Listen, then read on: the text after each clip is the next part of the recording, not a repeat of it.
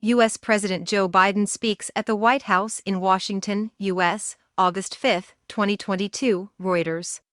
Taiwan in the event of a Chinese invasion. Yes.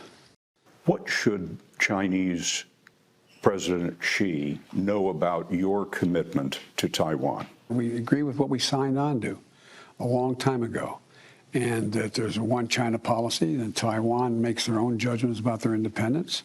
We are not moving, we're not encouraging their being independent. We're not, that's their decision.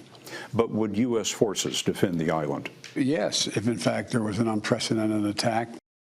President Joe Biden said Sunday that U.S. forces would defend Taiwan against a Chinese invasion, while the White House said Washington's policy was unchanged. Asked by the CBS 60 Minutes program whether U.S. troops would defend Taiwan, Biden said yes, if it were an unprecedented attack. This was not the first time that Biden has declared U.S. forces would take part in a war between China and Taiwan, with the White House appearing to walk back his comments afterward. The previous time was in May during a visit to Japan. That time, Biden was also asked whether he'd commit U.S. troops to such a situation, and again he said yes. "That's the commitment we made," he said. Washington cut formal diplomatic relations with Taiwan in 1979, switching recognition to Beijing as the sole representative of China. But at the same time, the United States maintained a decisive, if delicate, role in supporting Taiwan. Under a law passed by Congress, the United States is required to sell Taiwan military supplies to ensure its self-defense against Beijing's vastly larger armed forces. But Washington has maintained what is officially called strategic ambiguity on whether it would intervene militarily. The policy is designed both to ward off a Chinese invasion and discourage Taiwan from ever provoking Beijing by formally declaring independence.